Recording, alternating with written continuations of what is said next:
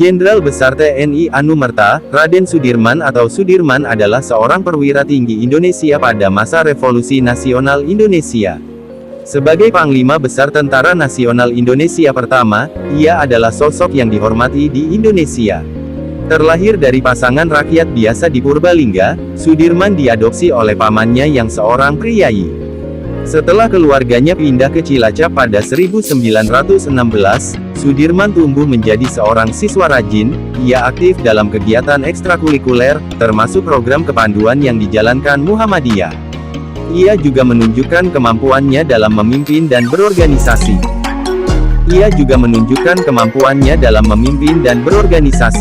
Sudirman sangat dihormati oleh masyarakat karena ketaatannya pada Islam. Setelah berhenti kuliah keguguran, pada 1936 ia mulai bekerja sebagai seorang guru, dan kemudian mengepalai sekolah dasar Muhammadiyah. Ia juga aktif dalam kegiatan Muhammadiyah lainnya dan menjadi pemimpin kelompok pemuda Muhammadiyah pada 1937. Setelah Jepang menduduki Hindia Belanda pada 1942, Sudirman tetap mengajar. Pada 1944, ia bergabung dengan Tentara Pembela Tanah Air Kota, yang disponsori Jepang, menjabat sebagai Komandan Batalion di Banyumas. Selama menjabat, Sudirman bersama rekannya sesama prajurit melakukan pemberontakan, hingga kemudian diasingkan ke Bogor. Setelah Indonesia memproklamasikan kemerdekaannya pada tanggal 17 Agustus tahun 1945, Sudirman melarikan diri dari pusat penahanan, kemudian pergi ke Jakarta untuk bertemu dengan Presiden Soekarno. Ia ditugaskan untuk mengawasi proses penyerahan diri tentara Jepang di Banyumas, yang dilakukannya setelah mendirikan divisi lokal Badan Keamanan Rakyat. Pasukannya lalu dijadikan bagian dari Divisi 5 pada tanggal 20 Oktober oleh Panglima Angkatan Perang Sementara Urip Sumoharjo, dan Sudirman bertanggung jawab atas divisi tersebut. Pada tanggal 12 November tahun 1945, dalam sebuah pemilihan untuk menentukan Panglima Besar TKR di Yogyakarta, Sudirman terpilih menjadi Panglima Besar, sedangkan Urip Sumoharjo yang telah aktif di militer sebelum Sudirman lahir, menjadi Kepala Staf Umum. Sembari menunggu pengangkatan, Sudirman memerintahkan serangan terhadap pasukan Inggris dan Belanda di Ambarawa. Pertempuran ini dan penarikan diri tentara Inggris menyebabkan makin kuatnya dukungan rakyat terhadap Sudirman, dan ia akhirnya diangkat sebagai Panglima Besar pada tanggal 18 Desember. Selama 3 tahun berikutnya, Sudirman menjadi saksi kegagalan negosiasi dengan tentara kolonial Belanda yang ingin kembali menjajah Indonesia. Yang pertama adalah Perjanjian Linggarjati yang turut disusun oleh Sudirman, dan kemudian Perjanjian Renville yang menyebabkan Indonesia harus mengembalikan wilayah yang diambilnya dalam agresi militer kepada Belanda dan penarikan 35.000 tentara Indonesia. Ia juga menghadapi pemberontakan dari dalam, termasuk upaya kudeta pada 1948. Ia kemudian menyalahkan peristiwa-peristiwa tersebut sebagai penyebab penyakit tuberkulosisnya. Karena infeksi tersebut, paru-paru kanannya dikempeskan pada bulan November tahun 1948.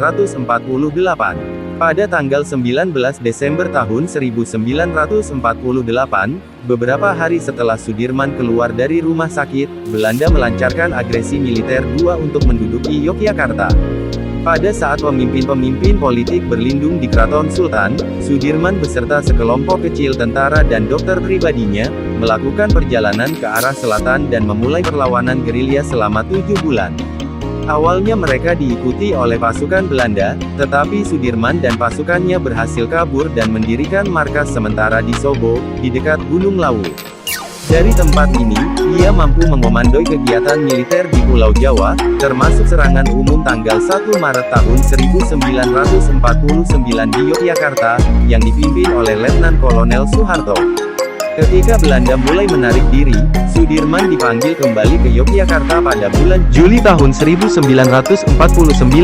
Meskipun ingin terus melanjutkan perlawanan terhadap pasukan Belanda, ia dilarang oleh Presiden Soekarno. Penyakit TBC yang diidapnya kambuh, ia pensiun dan pindah ke Magelang. Sudirman wafat kurang lebih 1 bulan setelah Belanda mengakui kemerdekaan Indonesia. Ia dimakamkan di Taman Makam Pahlawan Semaki, Yogyakarta. Kematian Sudirman menjadi duka bagi seluruh rakyat Indonesia. Bendera setengah tiang dikibarkan dan ribuan orang berkumpul untuk menyaksikan prosesi upacara pemakaman. Sudirman terus dihormati oleh rakyat Indonesia. Perlawanan gerilyanya ditetapkan sebagai sarana pengembangan esprit de corps bagi tentara Indonesia, dan rute gerilya sepanjang 100 km 62 mil yang ditempuhnya harus diikuti oleh taruna Indonesia sebelum lulus dari Akademi Militer. Sudirman ditampilkan dalam uang kertas rupiah keluaran 1968, dan namanya diabadikan menjadi nama sejumlah jalan, universitas, museum, dan monumen. Pada tanggal 10 Desember tahun 1964, ia ditetapkan sebagai pahlawan nasional Indonesia. Kehidupan awal Sudirman lahir dari pasangan Karsid Kartawi Raji dan Siem saat pasangan ini tinggal di rumah saudari Siem yang bernama Tarsem di Bodas Karangjati, Rembang, Purbalingga. Tarsem sendiri bersuamikan seorang camat bernama Raden Cokrosunaryo. Menurut catatan keluarga, Sudirman dinamai oleh pamannya. Dia lahir pada Minggu Pon di bulan Maulud dalam penanggalan Jawa. Pemerintah Indonesia kemudian menetapkan tanggal 24 Januari tahun 1916 sebagai hari ulang tahun Sudirman. Karena kondisi keuangan Cokrosunaryo yang lebih baik, ia mengadopsi Sudirman dan memberinya gelar Raden, gelar kebangsawanan pada suku Jawa. Sudirman tidak diberitahu bahwa Cokrosunaryo bukanlah ayah kandungnya sampai ia berusia 18 tahun. Setelah Cokrosunaryo pensiun sebagai camat pada akhir 1916, Sudirman ikut dengan keluarganya ke Manggisan, Cilacap. Di tempat inilah ia tumbuh besar. Di Cilacap, Karsid dan Siem memiliki seorang putra lain bernama Muhammad Samingan.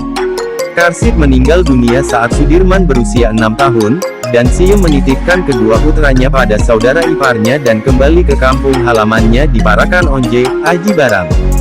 Sudirman dibesarkan dengan cerita-cerita kepahlawanan, juga diajarkan etika dan tata krama priayi, serta etos kerja dan kesederhanaan wong cilik. Untuk pendidikan agama, ia dan adiknya mempelajari Islam di bawah bimbingan Kiai Haji Kahar. Sudirman adalah anak yang taat agama dan selalu salat tepat waktu. Ia dipercaya untuk mengumandangkan azan dan iqamah. Saat berusia 7 tahun, Sudirman terdaftar di sekolah pribumi, Hollands Inlandse School. Meskipun hidup berkecukupan, keluarga Sudirman bukanlah keluarga kaya. Selama menjabat sebagai camat, Cokrosunaryo tidak mengumpulkan banyak kekayaan, dan di Cilacap ia bekerja sebagai penyalur mesin jahit Singer. Pada tahun kelimanya bersekolah, Sudirman diminta untuk berhenti sekolah sehubungan dengan ejekan yang diterimanya di sekolah milik pemerintah. Permintaan ini awalnya ditolak. Namun Sudirman dipindahkan ke sekolah menengah milik taman siswa pada tahun ke-7 sekolah. Pada tahun ke-8, Sudirman pindah ke sekolah menengah Wirotomo setelah sekolah taman siswa ditutup oleh ordonansi sekolah liar karena diketahui tidak terdaftar. Kebanyakan guru Sudirman di Wirotomo adalah nasionalis Indonesia, yang turut mempengaruhi pandangannya terhadap penjajah Belanda. Sudirman belajar dengan tekun di sekolah. Gurunya Suwarjo Tirto Supono menyatakan bahwa Sudirman sudah mempelajari pelajaran tingkat 2 pada saat kelas masih mempelajari pelajaran tingkat 1. Meskipun lemah dalam pelajaran kaligrafi Jawa, Sudirman sangat pintar dalam pelajaran matematika, ilmu alam, dan menulis, baik bahasa Belanda maupun Indonesia. Sudirman juga menjadi makin taat agama di bawah bimbingan gurunya, Raden Muhammad Kholil. Teman-teman sekelasnya memanggilnya Haji karena ketaatannya dalam beribadah, dan Sudirman juga memberikan ceramah agama kepada siswa lain. Selain belajar dan beribadah, Sudirman juga berpartisipasi dalam kelompok musik sekolah dan bergabung dengan tim sepak bola sebagai bek. Kematian Cokrosunaryo pada tahun 1934 menyebabkan keluarganya jatuh miskin. Namun ia tetap diizinkan untuk melanjutkan sekolahnya tanpa membayar sampai ia lulus pada akhir tahun. Setelah kepergian ayah angkatnya, Sudirman mencurahkan lebih banyak waktunya untuk mempelajari sunnah dan doa. Pada usia 19 tahun, Sudirman menjadi guru praktik di Wirotomo. Saat bersekolah di Wirotomo, Sudirman adalah anggota perkumpulan siswa Wirotomo, klub drama, dan kelompok musik. Ia membantu mendirikan cabang Hizbul Wathan, sebuah organisasi kepanduan putra milik Muhammadiyah.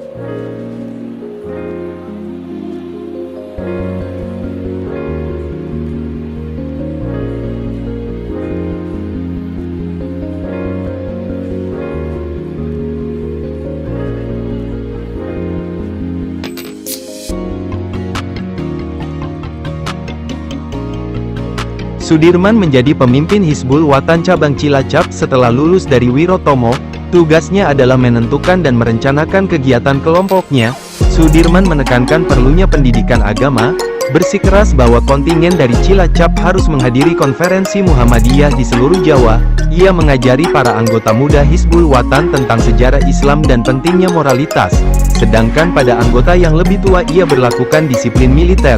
Terima kasih telah menyaksikan, semoga Anda terhibur.